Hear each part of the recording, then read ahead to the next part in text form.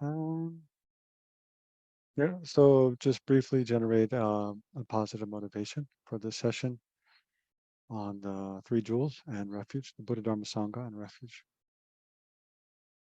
So if you can generate a bodhicitta motivation, thinking, yeah, I'll engage in this session in order to free all sentient beings from every form of suffering, and for that purpose, I must quickly achieve full enlightenment.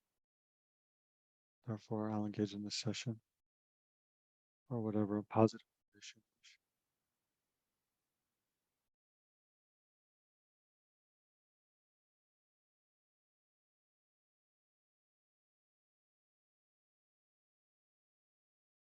And then briefly visualize I haven't really described the practice, but visualize the field of refuge in space before you. If you like, yeah, Shakyamuni Buddha or His Holiness Dalai Lama or other objects of refuge representing the Buddha, Dharma, Sangha. Yeah, and then if you like, try to generate the mind of refuge, or at least try to remember, recall what the mind of refuge is.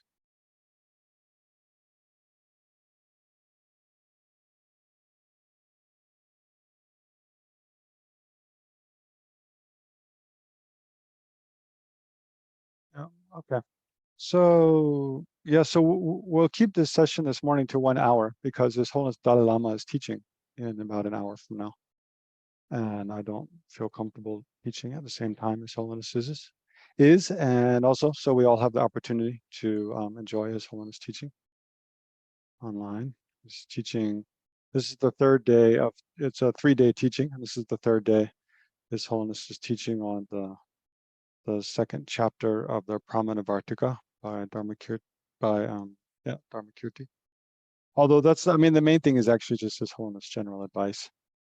Um, the, the text he's teaching is kind of secondary. Um, okay, so to review a little bit, this is the third session in this module on refuge and bodhicitta. So in the first, so the main thing we covered in the first session was what is refuge, the mind of refuge. So remember, it's based on two causes, um, several kinds of like wholesome fear of either suffering in the lower realms in one's future rebirth, or suffering in samsara in general, this rebirth and future rebirths, and all of samsara, wherever one takes rebirth in samsara, is the second kind of middle scope sort of fear.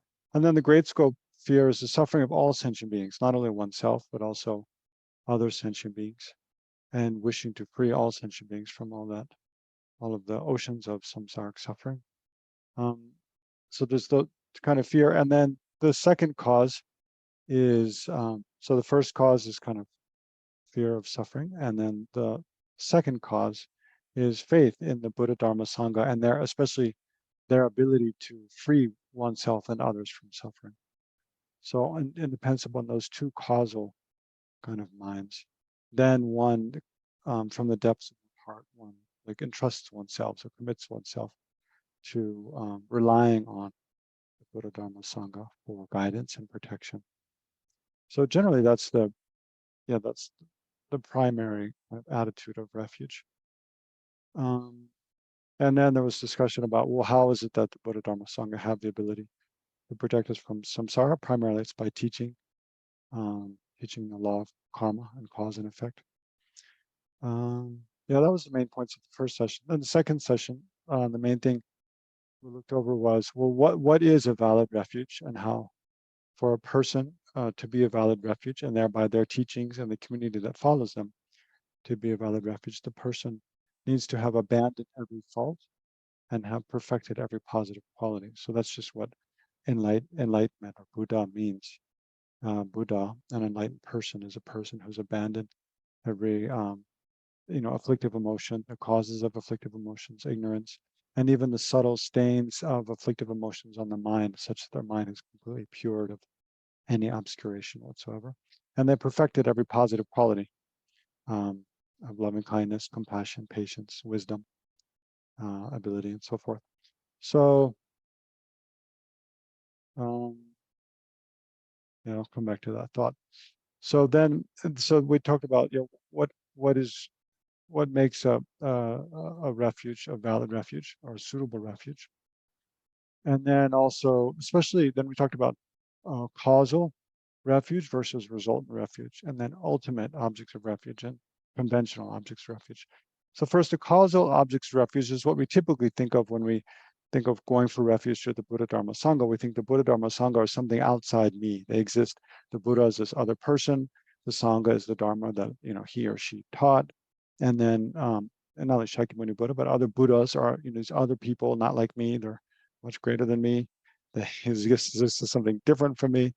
And then the Dharma is what they taught, what they practiced. The Sangha are these community of practitioners that are other than me. So we usually think of, the Buddha, Dharma, Sangha as something that exists before us and thereby as the cause of us, and something that exists external to us. And by assisting us and by helping us, they help us to eventually achieve our long-term aims of long-term happiness. But that's kind of a lower. It's sort of it's a more simplistic, a kind of in a way more simplistic kind of I don't know. It's kind of lower form of refuge. A higher form, a more special, exceptional form of refuge is where we take refuge in our own potential to become all of those things. How we recognize I have the potential within me. I have the potential to become a fully enlightened Buddha, and we take refuge in that. And I have the potential to unmistakably teach the path to, liberation and enlightenment to all sentient beings, to develop the realization of that path, the actualization of the path to, fully developing my full potential for, wisdom and kindness and happiness. And then to teach that to others on the basis of my experience. And we take refuge in that potential as well. And thereby I have the potential to be like a Sangha, to be a supportive, someone who supports others in their practice as part of their spiritual community. So within ourselves, so the resultant refuge is where kind of two parts. We recognize that within ourselves, we have the potential to achieve the states of the Buddha, Dharma, Sangha, the three jewels of refuge. And then that we will achieve those in the future. We will achieve that result. So we take refuge in that resultant Buddha and Dharma and Sangha that we will achieve in the future.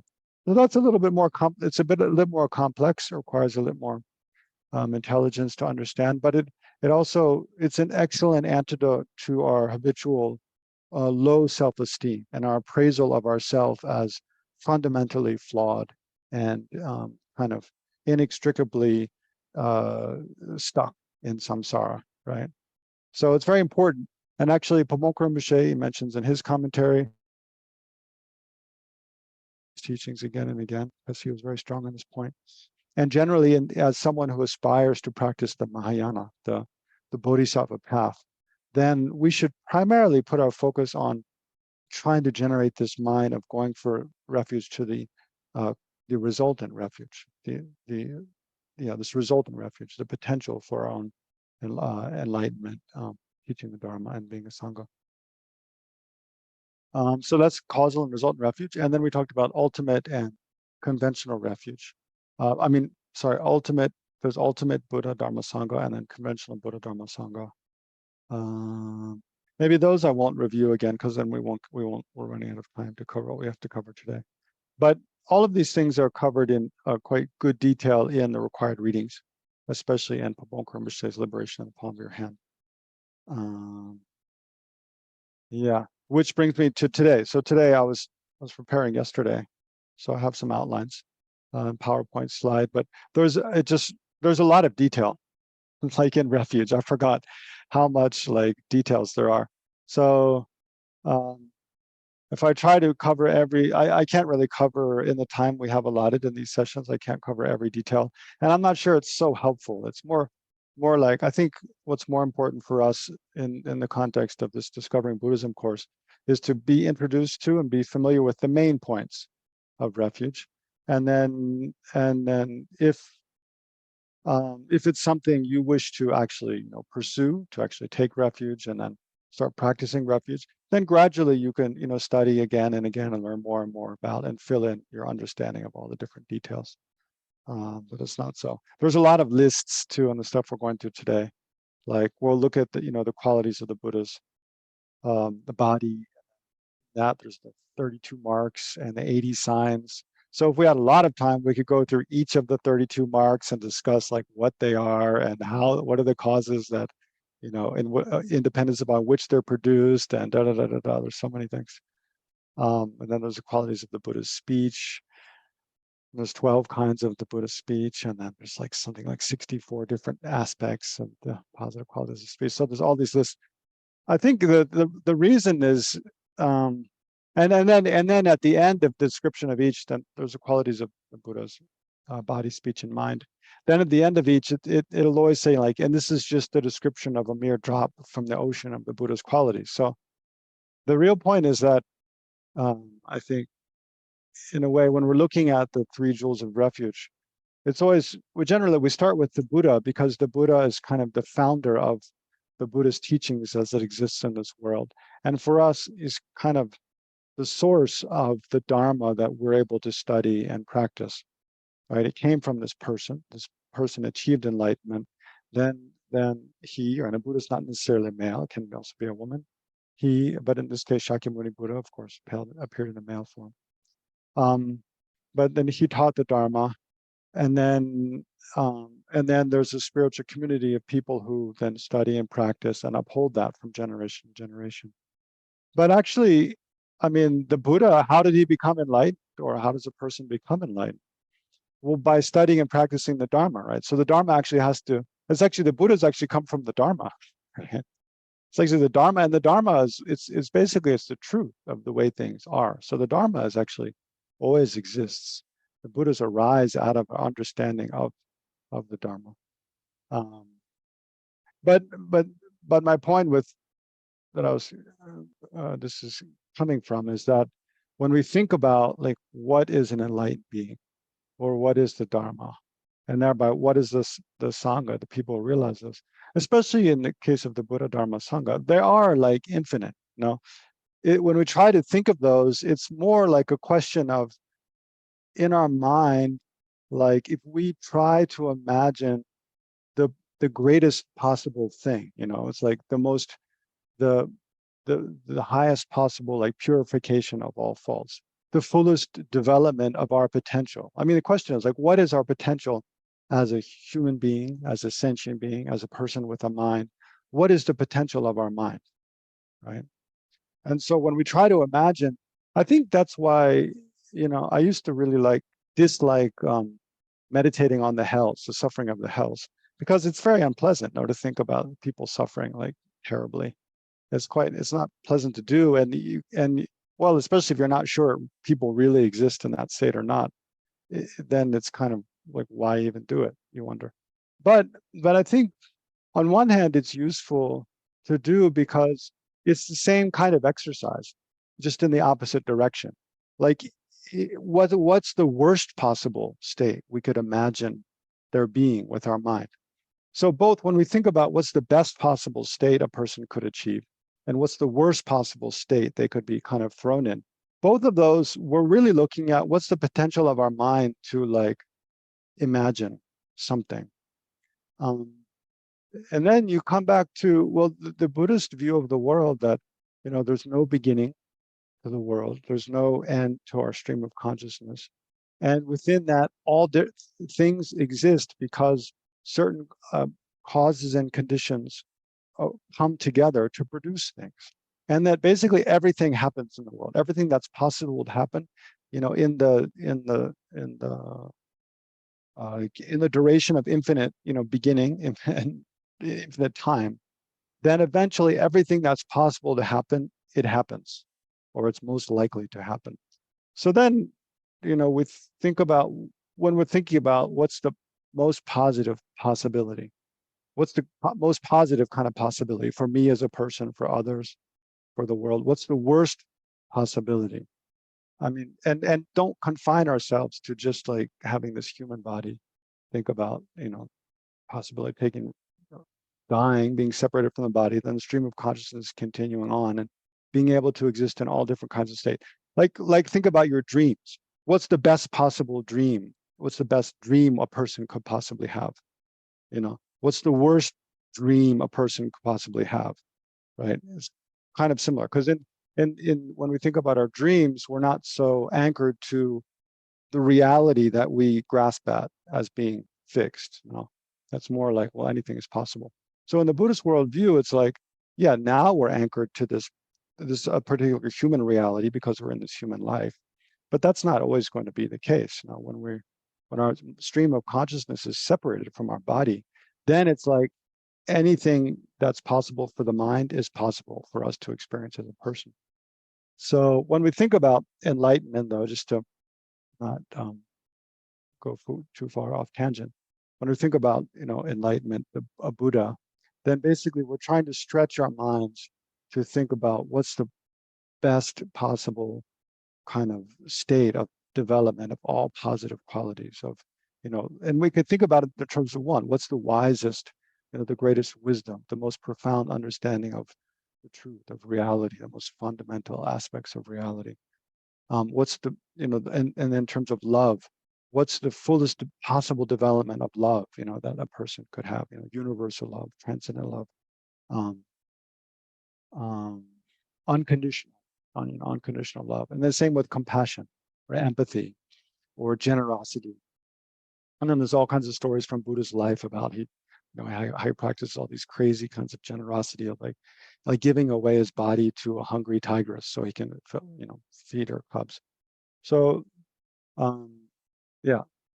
So in short, I think that's the main thing when we think about refuge.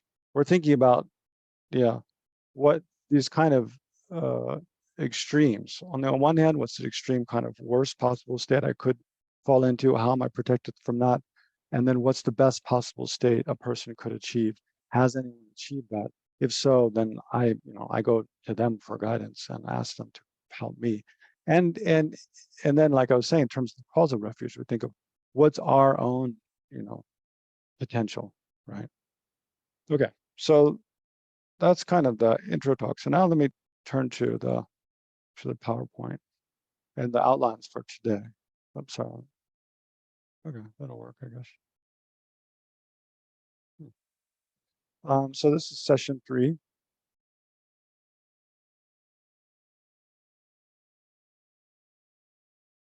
We'll look at ways of going for refuge. So there's two subheadings: the measure of having taken refuge, and then the benefits of taking refuge. Just a small bit at the end. Within the measure of taking refuge, I don't know. By the name of the heading, I took this outline is from Paul Rinpoche's Liberation in the Palm of Her Hand. But by the outline heading, you would think it means like, what is? It sounds more like the definition of taking refuge, but actually, it's more like different ways of taking refuge. So there's 4. The measure of taking refuge has 4. Like it's more like different ways of taking refuge. Taking refuge by knowing the good qualities of one's refuge, which in this case, is the Buddha, Dharma, Sangha.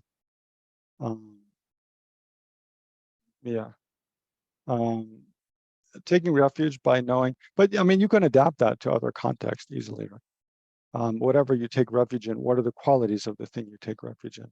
And by knowing the qualities of what that, thereby it's like becomes a support for your entrusting yourself to that object of refuge.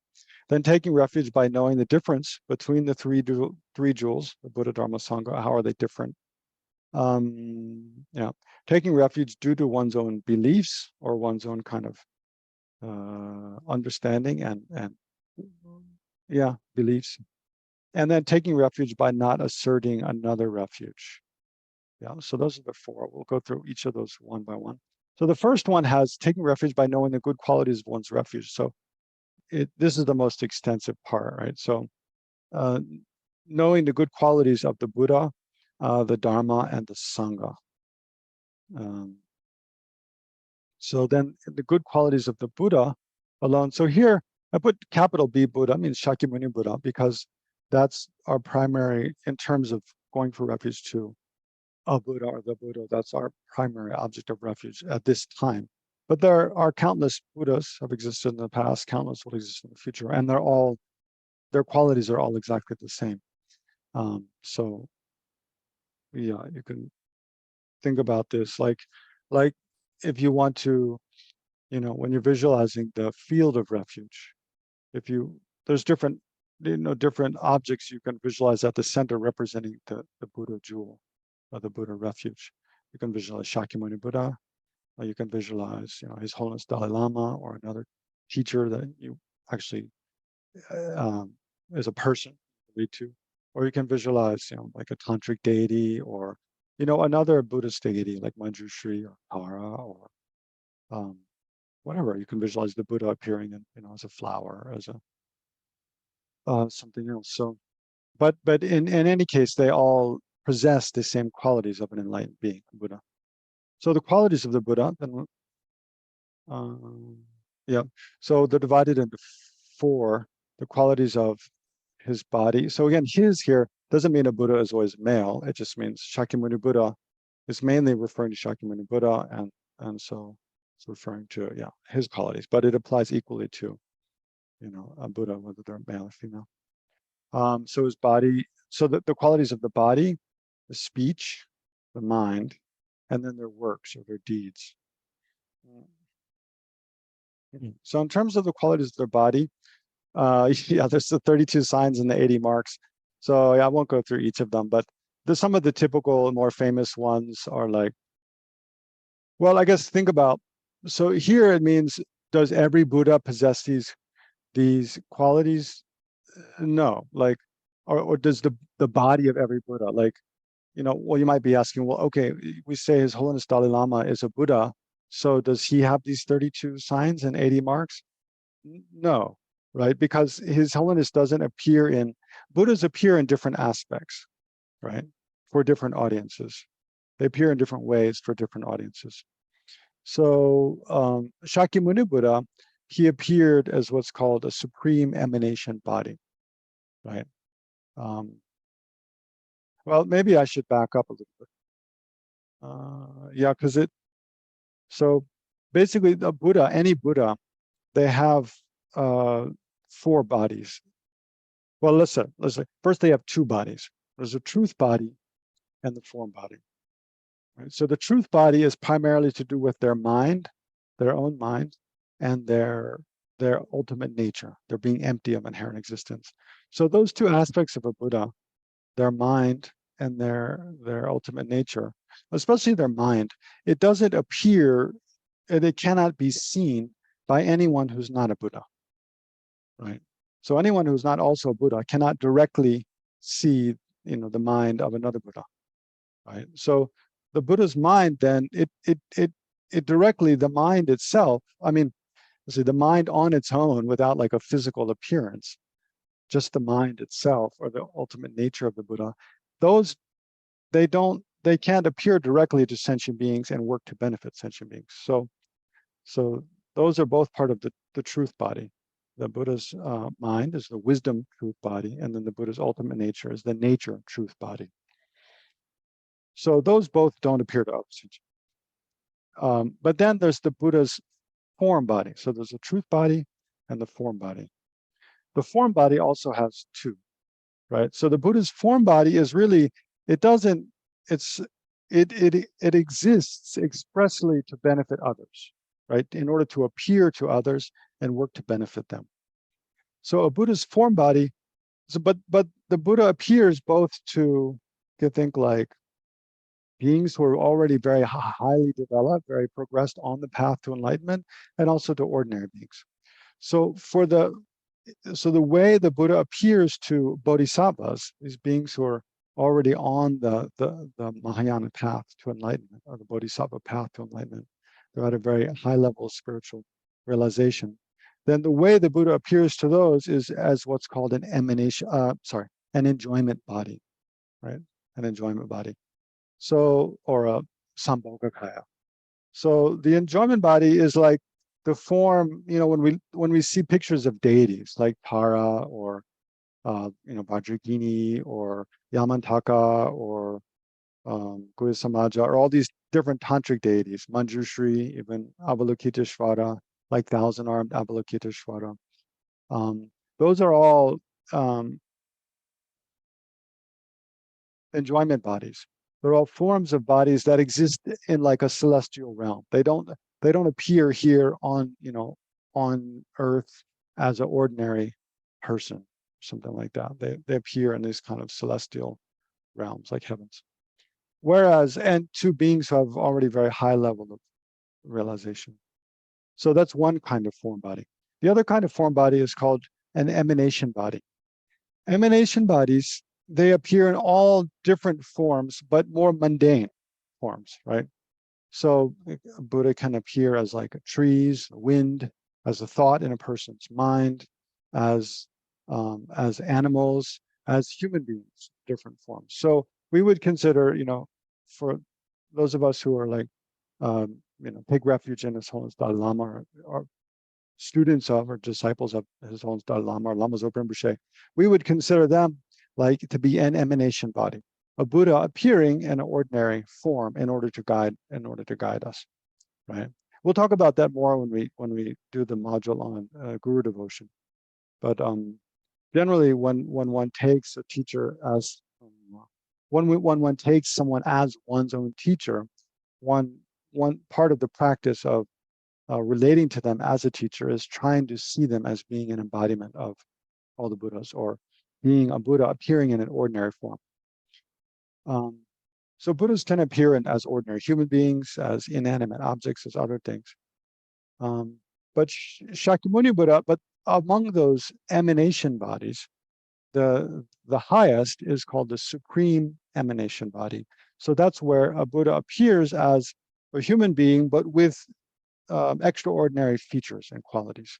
So that's what Shakyamuni Buddha is, right? He's a supreme emanation body. He's this Buddha who appeared at this certain time and place where there's, people had a lot of merit, and they were ripe to be taught the Dharma at a time when the Dharma did not exist in that world, right? So so it was a ripe time in the world for another kind of episode of the Dharma to be founded, to be started in the world. So always when there's a period of in a world system when the Buddhism has completely died out, the Buddhist teachings have completely died out and been forgotten, and then the beings are ripe to be, to receive kind of the full teaching of Buddhism again, then the founder teacher they always appear in this form, the supreme emanation body. So when we talk about the qualities of the Buddha's body, we're talking primarily about Shakyamuni Buddha appearing in this supreme emanation body. It's not that every thing or person who's a Buddha has all these, it's like they don't necessarily show all of these qualities, all these features.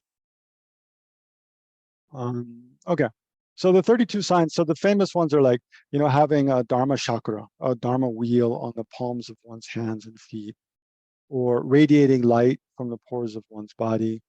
Think about the ordinary, image of Shakyamuni Buddha, or statues or paintings of Shakyamuni Buddha. His skin is like a golden hue. It said his clothes actually don't touch his body, but they kind of remain. And in Liberation Palm Your Head, it says 4 inches away from his body. But then from the outside, it doesn't look like that. It looks like they just hug his skin, or follow the shape of his body. And then, his teeth are very white, his lips are red, his eyes, and his whole face is like radiant, and attractive to look at, such that one never tires of looking at it, like the full moon in autumn, just as it's rising in a clear sky. Then the arms and legs and the shoulders and all the aspects, let's say all the parts of his body are well proportioned. Yeah, then his hair is blue-black in color, coils to the right. His eyelashes are long. His eyes have a kind of graceful shape, and so forth. So yeah, these are some of the aspects of the Buddha's body. But like I said, you can look up more details. Um, but I do want to read, because there's a lot of beautiful poetry um, describing the, oh, how do I get this down? Uh, Okay. Describing different facets of qualities of the Buddha. So I want to read a couple verses. This talks about the merit it takes. This is from the Precious Garland. This is in the Liberation of the Palm of Your Hand, page 360. Qualities of the Buddha's body. But Lama Zopa Rinpoche talks about this a lot, like why the Buddha is such a powerful object of offering, because he's accumulated so much merit to be able to develop that kind of body. And this talks about in detail, the merit that it requires to produce each of the different marks and signs. But I think I won't read it now. I want to read this poem instead from the Praise of Similes. Your body is adorned by the signs, so 32 signs. So beautiful, it is nectar for the eyes, like a cloudless autumn sky adorned with constellations. Sage, you are a golden color and beautifully draped in robes, like the peak of a golden mountain rising above a bank of clouds. You, protector, are not adorned with jewels. Your mandala face is full of luster. Not even the full mandala, cloudless moon, can equal it.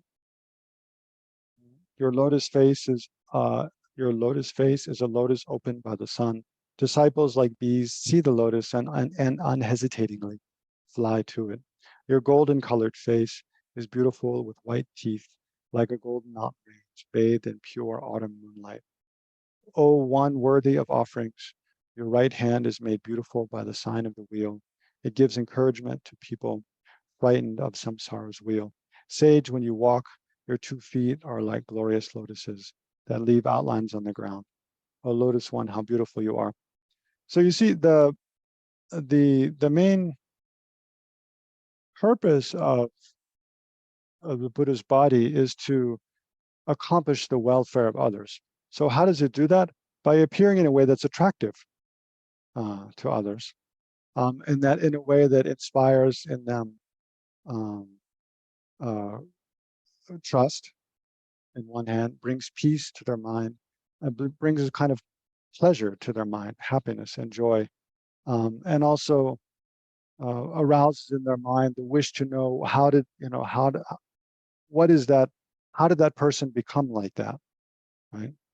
Um, yeah, there's stories from Shakyamuni Buddha's life where, just upon seeing him, walk by, people are really kind of struck by how graceful and subdued and peaceful his demeanor is, and how it kind of brings a joy to the mind. And then they wonder, like, who is this person? How can they be like that? What can I learn from them? So yeah, that's really the function of the Buddha's body. So we can see like that. I mean, we need to look for examples like that. But I think His Holiness Dalai Lama is a good example.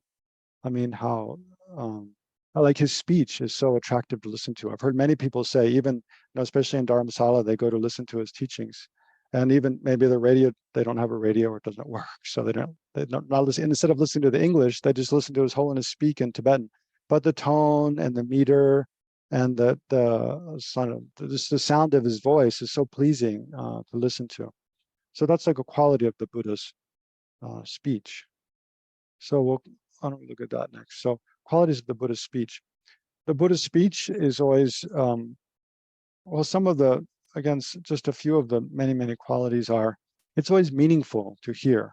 A Buddha never speaks about things that are trivial or, a waste of time, or that bring disturbance to the mind. But in the opposite, they always speak about things that are meaningful, that are of significance, that are of benefit to the minds of whoever hears them. And um, the main purpose of anything spoken by the Buddha is to subdue afflictive emotions, to reduce anger, reduce attachment, and especially to reduce our ignorance of not understanding either about past and future lives, of not understanding about our own potential as a person, our ignorance, not understanding the karma and the law of cause and effect. What are the causes for happiness and well-being? What are the causes for our own suffering and dissatisfaction? And then especially, the Buddha's speech is, anything the Buddha speaks is in order um, to lead our minds to understanding of ultimate truth, right? Of the wisdom realizing emptiness, that all things are dependently arisen and therefore are empty of existing from their own sides, because it's only this wisdom which can undo or eradicate or be an antidote to the ignorance which is the fundamental cause of suffering.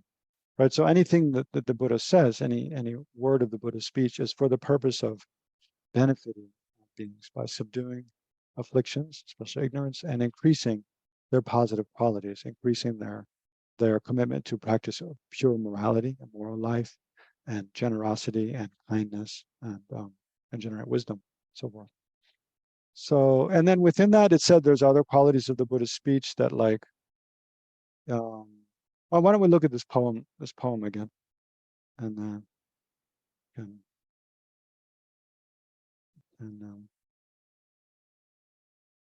oh yeah, here's I wanted to mention this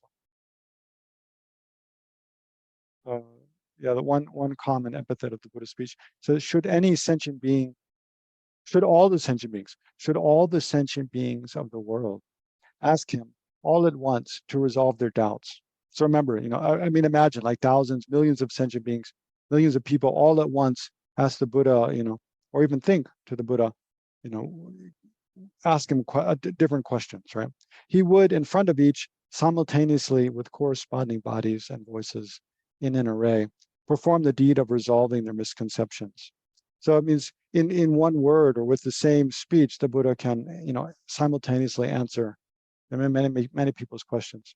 This is, to look at a kind of small example of this, well, you can find in, I'm sure that it must be described in Big Love, in the biography of Lama Yeshe, but there's many, or even, there's many stories about, people attending Lama Yeshe's teachings and hearing like completely different things, each in accordance with their own needs of that moment, right?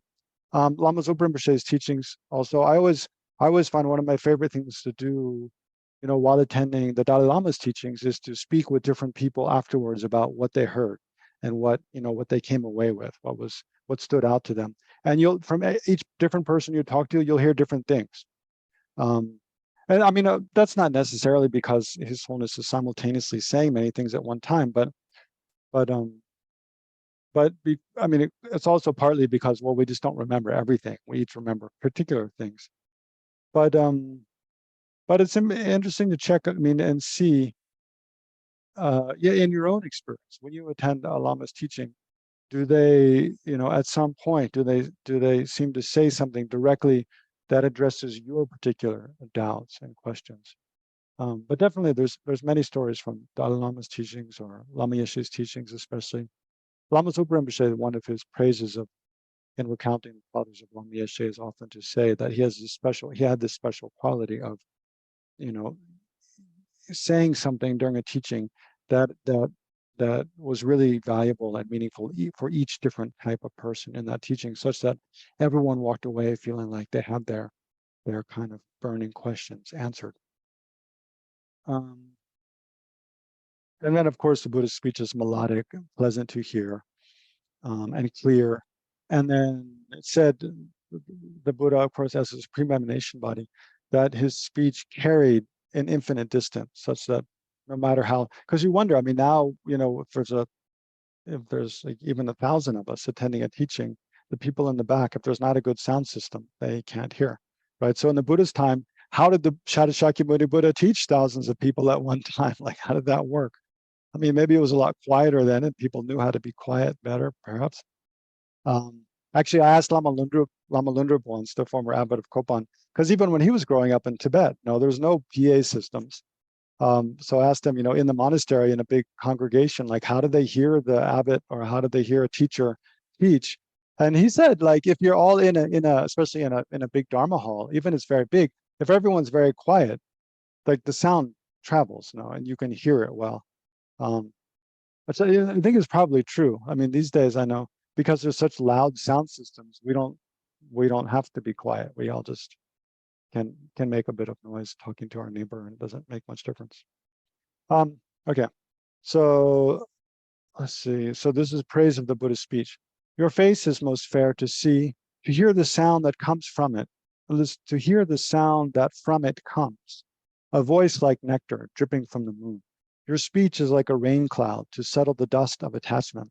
It casts out the snake of hostility, like the Garuda. The Garuda is like this bird that can kill snakes. Like a parasol, it conquers over and over. The mirage of ignorance, like a Vajra, it truly destroys the mountain of pride.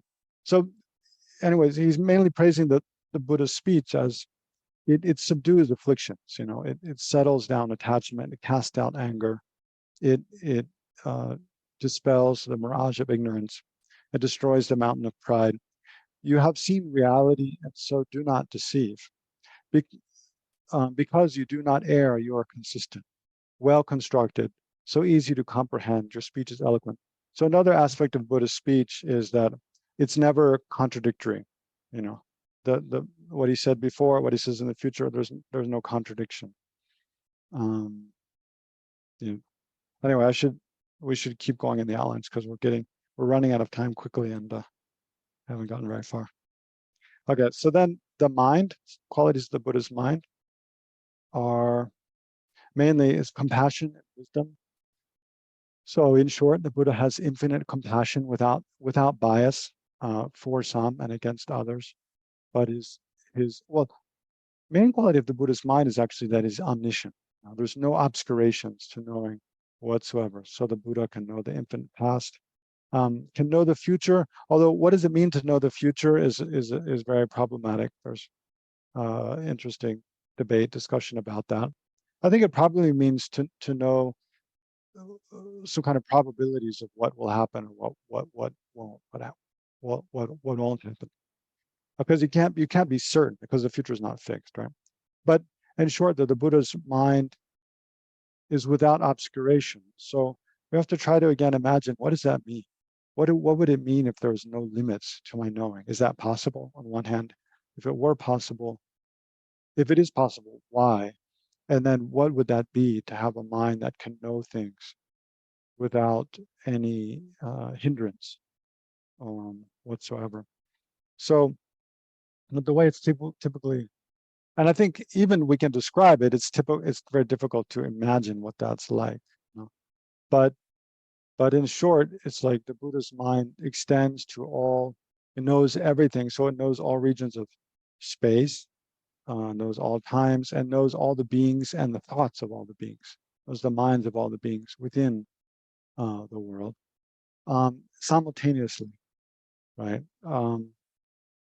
And thereby sees the suffering of all sentient beings and spontaneously reacts to the knowing and seeing the suffering of all sentient beings with infinite compassion, wishing to free them. And it's not like a decision or not like contrived compassion, like we have to put effort into generating, because the Buddhas habituated themselves to that attitude, that way of looking upon beings from life to life over countless lives and with much effort. So it's become a spontaneous thing that they spontaneously have infinite compassion, more compassion than we have for ourselves, more compassion than a mother has for her only child.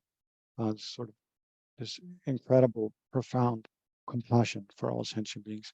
So in the required reading today, there's an article in the PDF required reading packet. There's an article by Lama Zopa Rinpoche, which is not much about refuge, actually.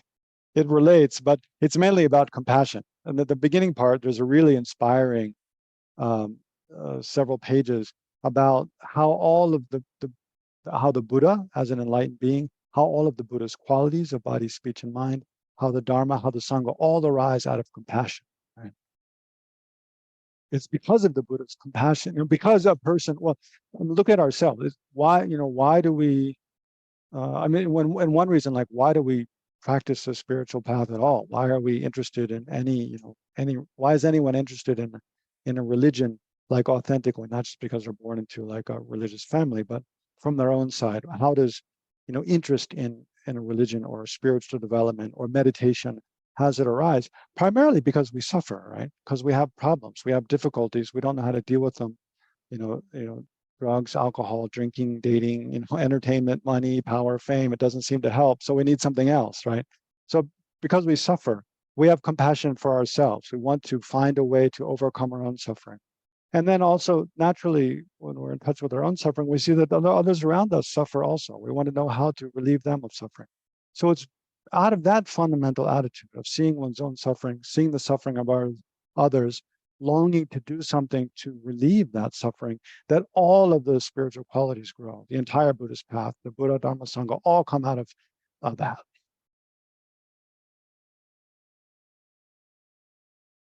And so a Buddha is the complete, it's like the fullest development of compassion is one quality. And then another quality is their mind, their wisdom, right?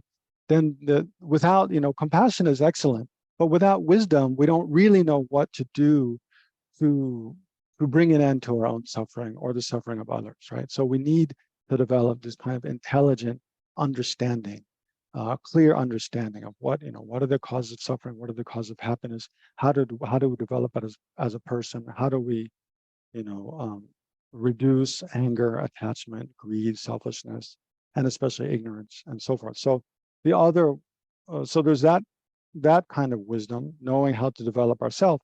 And then there's a whole nother kind of wisdom, knowing how to teach others, knowing how to be a skillful guide to others, which is really difficult. I mean, I know most of us, so many of the questions I hear people ask, and I find myself, one of the most difficult things we face in life is when we see another person, who has a problem, like maybe, addiction to drug or alcohol, or low self-esteem, or depression, or loneliness, or, habitual anger or something.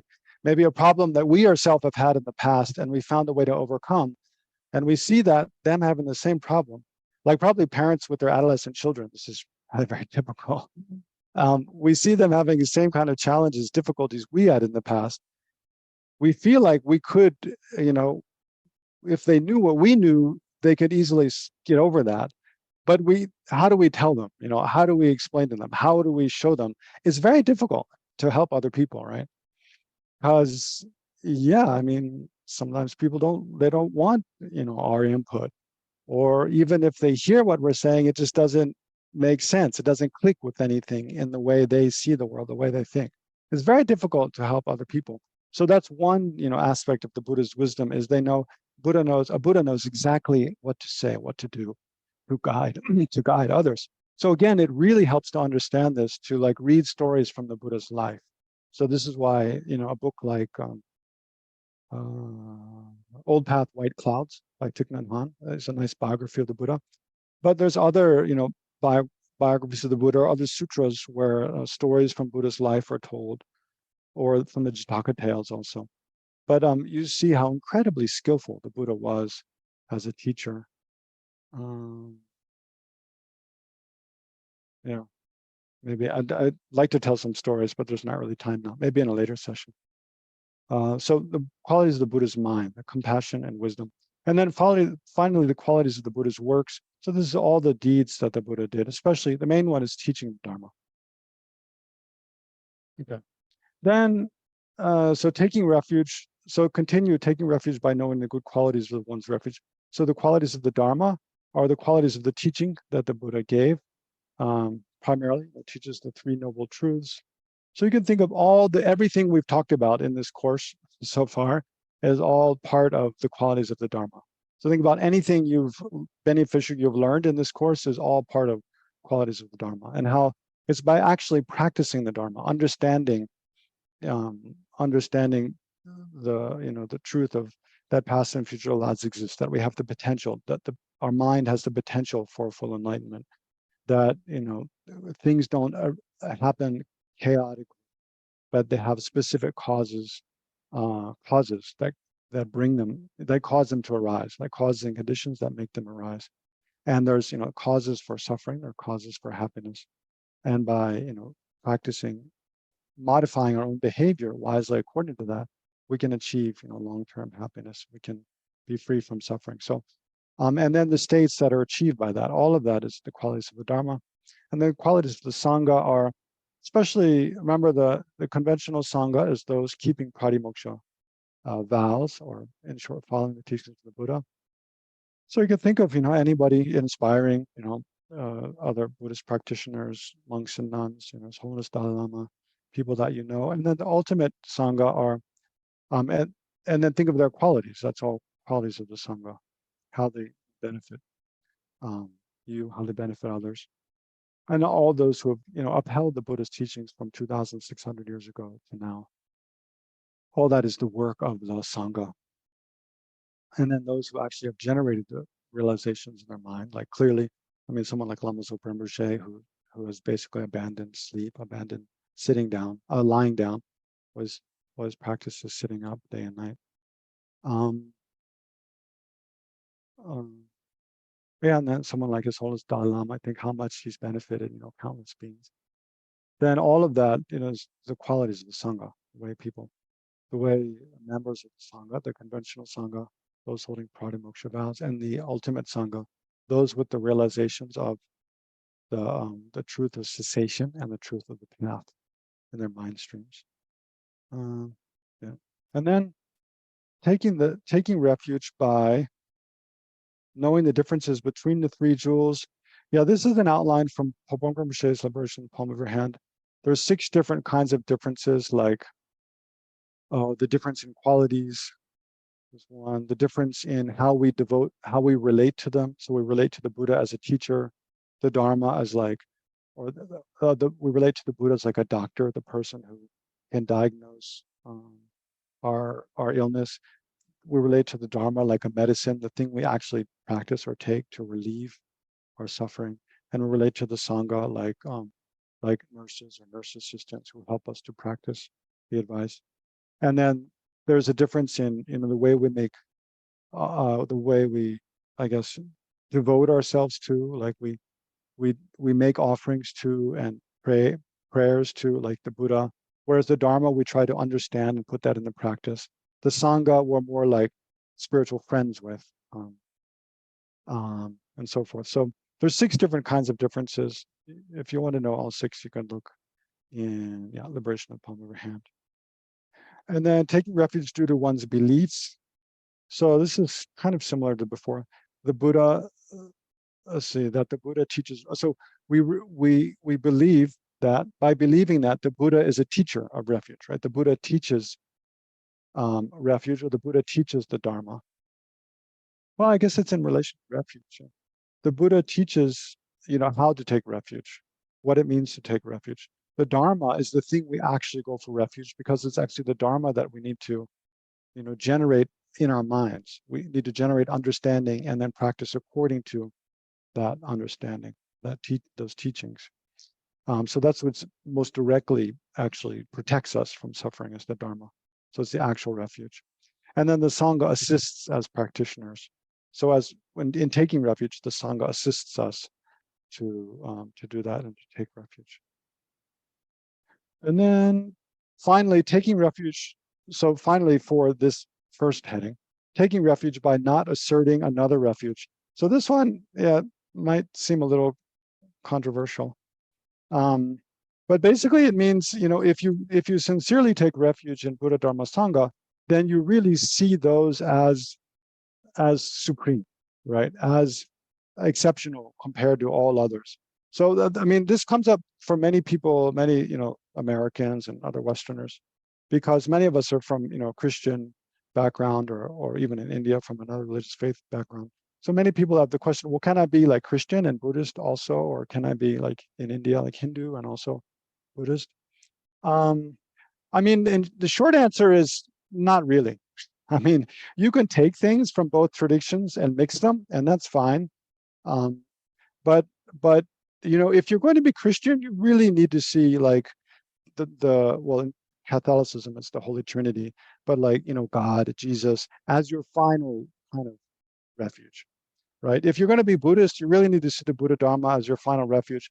And there are a lot of similarities between the two. Like they both have incredible compassion, wisdom, guiding beings.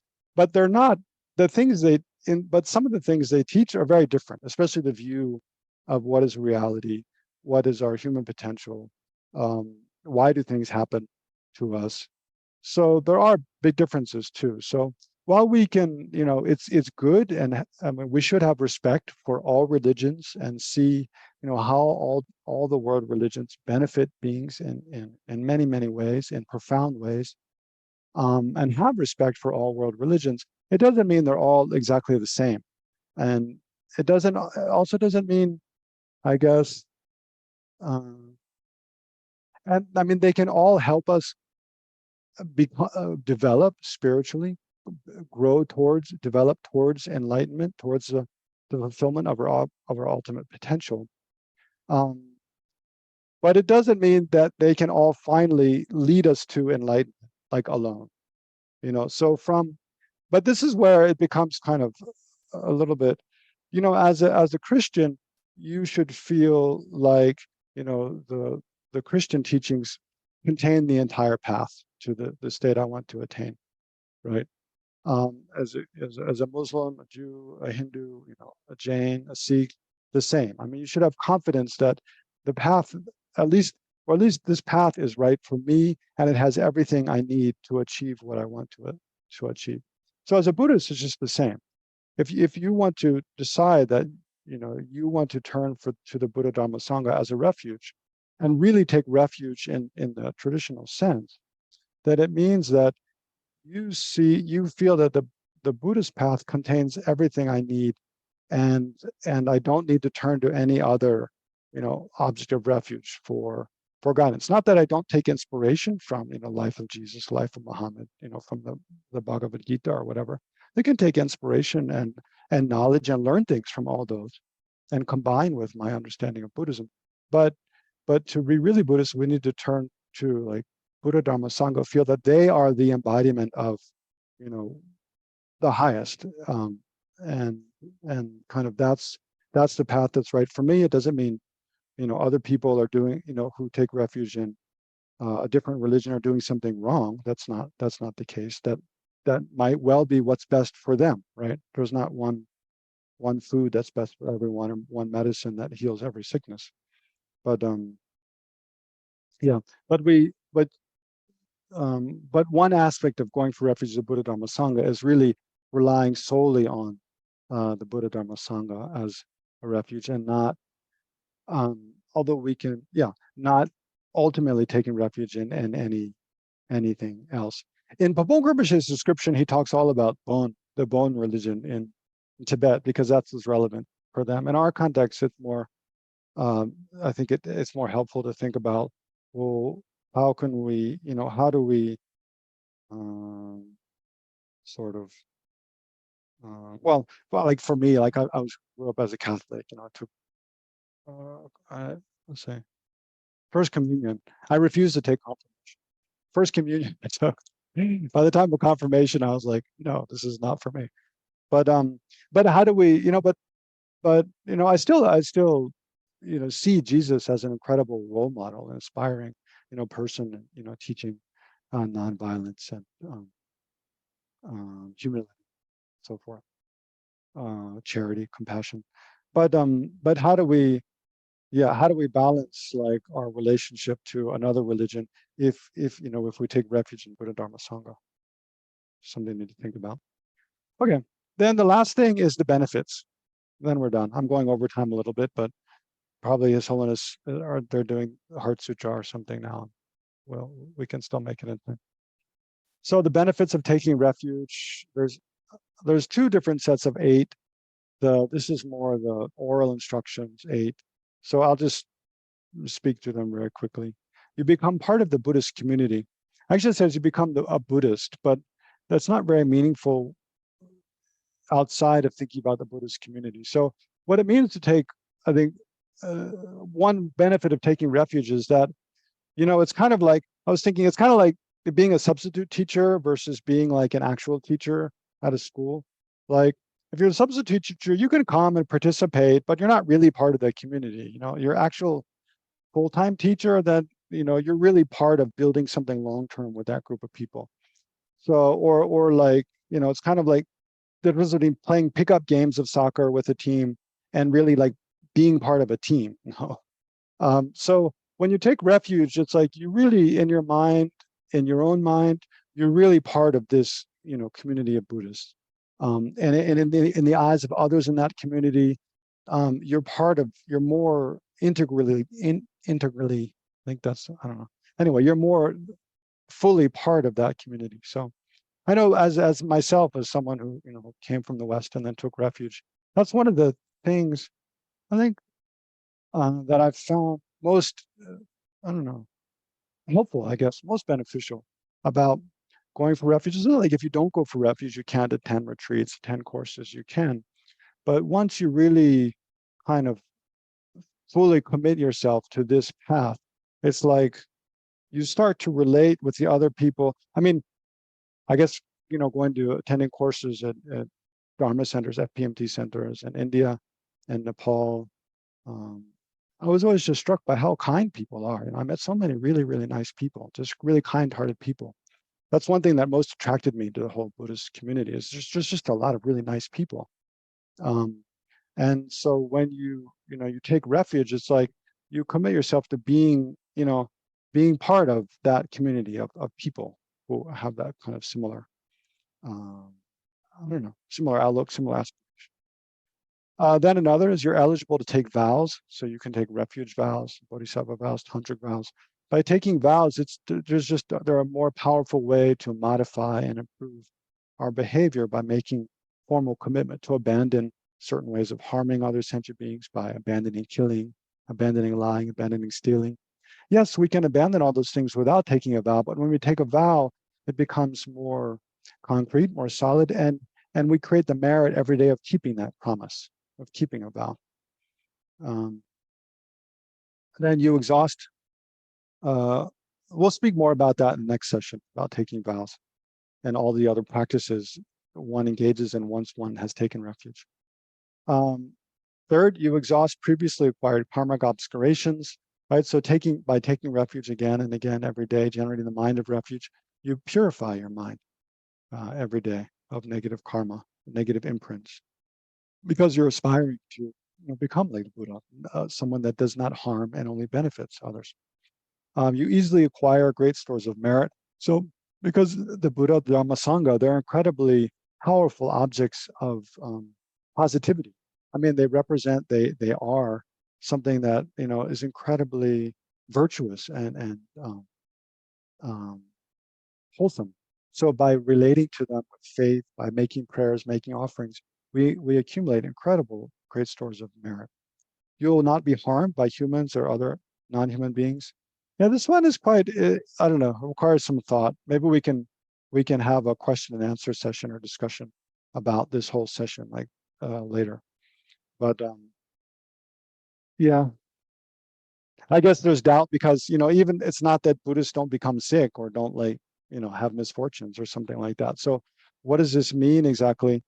Even, yeah, even it's not that Buddhists aren't like possessed by spirits or don't, there are harms that befall someone. So yeah, I'm not, what is it? You will not be harmed by humans or non-human beings.